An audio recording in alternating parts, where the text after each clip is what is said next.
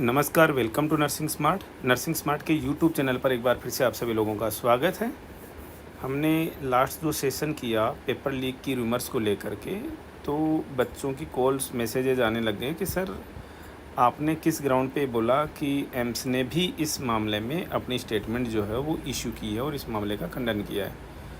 तो हम आप लोगों के साथ में एम्स का जो आज का प्रेस रिलीज़ है वो शेयर करना चाहते हैं 20 सितंबर 2025 का, जिसमें एम्स ने क्या बोला कि हमारी जानकारी में आया है कि मीडिया रिपोर्ट से कि ये एम्स नोरसेट 9 का जो पेपर है स्टेज 1 का वो लीक हुआ है। हमने केयरफुली इसको रिव्यू किया और देखा जितना भी मटेरियल ऑनलाइन शेयर हो रहा है वो एक्सक्लूसिवली मेमोरी बेस्ड क्वेश्चंस हैं जो कि कैंडिडेट्स ने एग्ज़ाम के बाद में दिखाए हैं, बताए हैं लोगों को, जो कि रूटीन वाइड स्प्रेड प्रैक्टिस है। इसका मतलब कतई ये नहीं है कि पेपर लीक हुआ है। उन्होंने सबसे बड़ी, हालांकि उन्होंने केवल इसी बात पे ही अपना एक्सप्लेनेशन दिया है।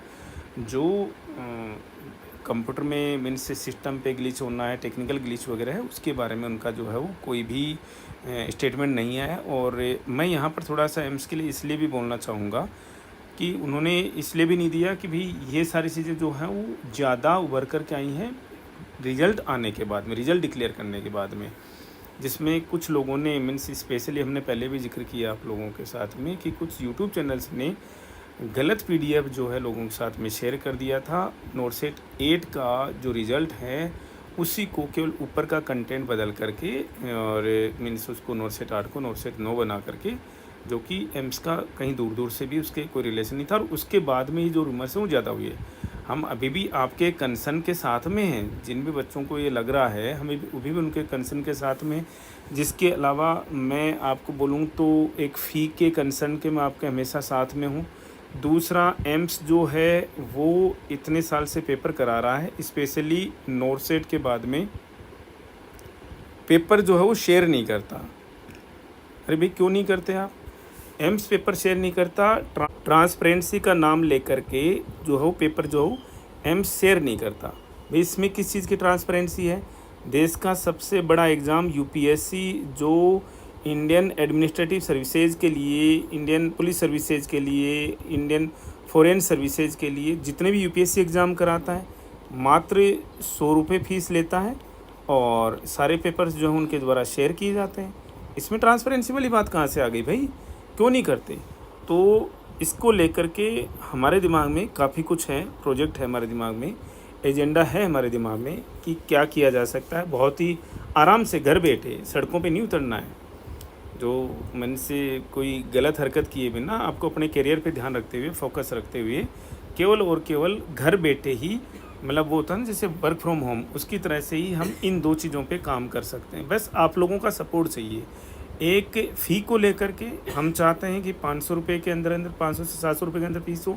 दूसरा, एम्स जो है हमेशा अपना पेपर कम से कम शेयर तो करे। मान लीजिए कोई भी पेपर आ गया, कोई भी क्वेश्चन आ गया। अब आपको मैं क्वेश्चन का एग्जाम्पल ही दे देता हूँ कि एमआई में जो है सबसे पहला एक्शन क्या है, ठीक है ना? आप सब लोग पढ़ करके आए तो मोना, ठीक है। अब इसमें कहीं आप किसी से भी पूछ लो जैसे, ठीक है ना, कोई आपको बोलेगा कि साहब मॉर्फिन देना चाहिए, ठीक है। कोई बोलता है कि ऑक्सीजन देना चाहिए, ठीक है, ओके। हम बोलते हैं कि मान लीजिए मॉर्फिन आपको देना चाहिए, बुक ये करिए, बुक भी आपको कहीं मिल जाएंगी, नहीं साहब ऑक्सीजन दे दो जी। रीज़न वो अपना क्लेम क्या करते हैं, नहीं साहब ऑक्सीजन तो ईजिली अवेलेबल है इसलिए ऑक्सीजन तो लगाई दो, उनका भी क्लेम सही है। लेकिन हम ये कहते हैं, और इस तरीके के मतलब प्रियोरिटी बेस्ड क्वेश्चन आपको कई मिल जाएंगे नर्सिंग के अंदर। नोरसेट के मतलब जो एनक्लेव बेस्ड जो क्वेश्चन आते हैं उस तरीके के क्वेश्चन आपको कई मिल जाएंगे जो कि आपको कंफ्यूज करते हैं। और एम्स जो है उन क्वेश्चन में से किसको सही मानता है? अगर वो क्वेश्चन रिपीट होता है कल को तो आपको कम से कम पता तो लगे कि एम्स ने ये पूछा था कि एमआई में भाई मॉर्फिन पहले या ऑक्सीजन पहले, ठीक है ना। चलो इनकी तो कोई इशू नहीं है, मॉर्फिन पहले या ऑक्सीजन पहले। हम कह रहे हैं कि भैया एम्स कहता है भैया मॉर्फिन पहले, कोई दिक्कत नहीं भैया, हम भी ये पढ़ रहे हैं और मॉर्फिन पहले। लेकिन कहीं पता चला कि भाई हम तो मॉर्फिन करके आ रहे हैं लेकिन वो ऑक्सीजन को मान रहा है। क्वेश्चन तो एक ही तो है नहीं, 100 क्वेश्चन आते हैं, 200 क्वेश्चन आते हैं, तो आपको क्या पता लगेगा कि एग्जाम के अंदर कि भाई उसने उस क्वेश्चन, हमारा वो क्वेश्चन गलत हुआ है कि सही हुआ है।